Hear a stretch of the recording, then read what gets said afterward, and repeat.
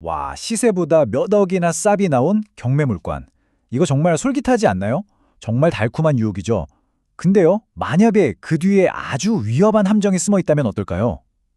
자, 오늘은 바로 이 산업단지 안에 있는 지식산업센터 경매, 여기에 숨겨진 잘 알려지지 않은 규칙들을 한번 제대로 파헤쳐 보겠습니다. 자, 그럼 본격적으로 한번 들어가 볼까요? 지금 보시는 것처럼 시세보다 무려 2억 원이나 싼 사무실이 경매에 딱 나온 거예요. 예를 들어서 막 사업을 시작한 대표님이라고 한번 상상해 보세요. 이 매물을 보면 어떨까요? 당연히 눈이 번쩍 뜨이죠. 이건 무조건 잡아야 한다 싶을 거예요. 그런데 말이죠. 바로 이런 대박처럼 보이는 물건이 왜 준비되지 않은 투자자에게는 정말 돌이킬 수 없는 덫이 되는지 그 이유를 지금부터 하나씩 차근차근 알려드릴게요. 네, 모든 문제의 시작은 바로 여기입니다. 이 지식산업센터는요, 우리가 아는 일반적인 아파트나 상가 같은 부동산이랑은 완전히 달라요. 아주 결정적인 법적 차이점이 있거든요.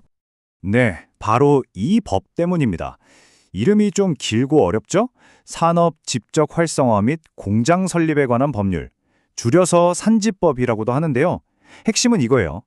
이런 건물들은 그냥 사무실이 아니라는 거죠. 국가가 특정 산업을 키우기 위해서 만든 말하자면 전략적인 공간이라는 겁니다. 그러니까 어떨까요?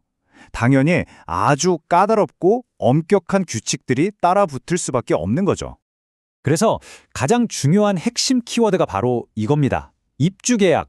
이게 뭐냐면요. 내가 경매로 돈 다 내고 낙찰받아서 등기까지 쳐서 내 소유로 만들어도 그거랑 완전히 별개로 관리기관하고 저 이 공간 사용해도 될까요? 하고 허락을 받아야 하는 계약인 거예요. 그러니까 집은 내 집인데 내가 들어가 살려면 동사무소 허락을 받아야 하는 뭐 그런 셈이죠. 정말 특이하죠? 자, 이 표를 보시면 그 차이가 정말 확 와닿으실 거예요. 일반 부동산 경매는 어때요? 낙찰받으면 그냥 끝이죠? 내 소유가 되고 내가 쓰든 세를 주든 내 마음이에요. 하지만 산업단지 경매는요. 낙찰받아도 소유권만 딱 넘어오는 겁니다. 사용하려면 말씀드린 입주계약이라는 엄청난 허들을 넘어야 해요. 그러니까 경매 낙찰이 끝이 아니라 그냥 시작에 불과하다는 거죠. 어쩌면 이게 가장 쉬운 단계일지도 몰라요. 자, 그럼 이 입주계약 문제가 구체적으로 어떻게 발목을 잡는지 한번 볼까요? 많은 분들이 경매에 들어가는 이유, 특히 이런 상업용 부동산은 그렇죠. 바로 임대 수익 때문이잖아요. 그런데 바로 이 달콤한 꿈이 여기서는 가장 위험한 환상이 될 수 있습니다. 보세요. 25년 경력의 전문가도 정확히 이렇게 경고합니다. 단순 임대 수익을 목적으로 접근하면 정말 큰일 날 수 있다. 이 말의 뜻은 명확해요. 이 법과 시스템 자체가 애초부터 여러분이 그냥 사서 세를 놓는 임대사업자가 되는 걸 막기 위해 설계되었다는 겁니다. 현실이 이렇습니다. 저는 그냥 임대사업 할 건데요? 라고 하면 입주계약 심사에서 거의 무조건 탈락이에요. 왜냐? 법의 취지는 그게 아니니까요. 이 공간은 반드시 실수요자, 그러니까 승인된 업종의 사업을 여기서 직접 할 사람이 써야 한다는 겁니다. 물론 아주 드물게 내가 쓰다가 남는 공간을 세주는 식의 예외는 있긴 한데 그건 정말 특수한 경우고요. 결국 입주계약이 안 되면 사업자 등록도 못 내고 아무것도 못 하는 거죠. 자, 그럼 이제 최악의 시나리오로 가보죠. 덜컥 낙찰은 받았는데 그토록 중요한 입주계약을 결국 못 받으면 과연 어떤 일이 벌어질까요? 그 대가는 생각보다 훨씬 혹독합니다. 첫 번째 벌칙부터 정말 강력합니다. 바로 처분 명령이 떨어져요. 한번 상상해 보세요. 그 치열한 경쟁을 뚫고 내가 낙찰받은 내 자산인데 나라에서 그걸 다시 팔라고 강제하는 겁니다. 수익은커녕 취등록세, 대출, 이자까지 고스란히 손해만 보고 쫓겨나는 거죠. 정말 끔찍하죠. 이게 끝이 아니에요. 만약에 처분 명령을 무시하고 에이 모르겠다 그냥 쓰자 하고 무단으로 사용하면 어떻게 될까요? 이게 그냥 벌금 내고 끝나는 문제가 아닙니다. 최대 3년의 징역, 이건 엄연한 범죄 행위가 되는 거예요. 그리고 징역형과는 별개로 벌금도 있습니다.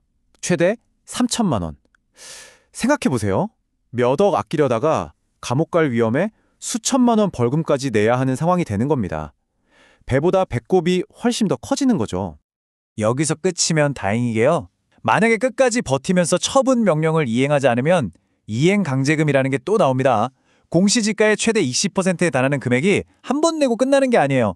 팔 때까지 계속 반복적으로 부과됩니다. 이건 뭐 재산을 그냥 녹여버리는 수준이죠. 재정적인 악몽 그 자체입니다. 그런데 가장 무서운 게 뭔지 아세요? 이렇게 중요한 내용이 법원 경매 서류에는 제대로 안 나와 있는 경우가 많다는 겁니다. 왜냐? 법원의 일은 그냥 소유권을 이전시켜주는 것까지거든요. 그 뒤에 벌어질 행정적인 문제까지 친절하게 알려주지 않아요. 그러니까 서류만 믿고 문제 없네 하고 덜컥 입찰했다가는 정말 큰일 나는 겁니다. 자, 지금까지 너무 무서운 얘기만 했나요? 그럼 이제부터는 해결책을 이야기해보죠. 이 위험한 함정을 어떻게 하면 진짜 기회로 바꿀 수 있을까요? 방법은 있습니다. 성공적인 투자의 핵심은 딱 하나. 입찰 전에 이 체크리스트를 완벽하게 끝내는 겁니다. 1단계, 내 사업이 여기에 들어올 수 있는 업종인지부터 확인하세요. 2단계, 내가 여기서 직접 사업을 할 실수요자가 맞는지 스스로에게 물어보고요. 3단계, 혹시 모르니 관리공단에 직접 전화해서 임대 관련 예외 조항이 있는지 꼭 문의해야 합니다. 마지막으로 은행에 가서 만약 입주 계약이 안 되면 대출은 어떻게 되나요? 이 부분까지 확실하게 상담을 받아야 합니다. 이 4가지를 안 하면 절대 입찰하면 안 됩니다. 그럼 이 물건은 도대체 누구를 위한 기회일까요? 바로 이 모든 조건을 만족하는 진짜 사업주입니다.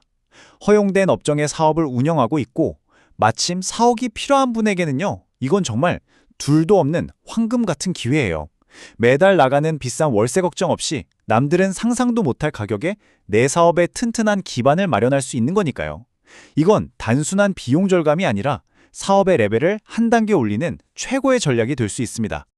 자, 이제 여러분께 묻겠습니다. 이 지식산업센터 경매, 여러분에게는 달콤한 기회인가요? 아니면 위험한 함정인가요? 결국 그 답은 여러분이 얼마나 철저하게 준비했는지에 달려 있습니다. 기억하세요. 엄청난 할인가와 끔찍한 부담의 차이는 게임에 뛰어들기 전에 그 게임의 규칙을 제대로 알고 있느냐, 모르느냐, 딱 그 한 끗 차이입니다.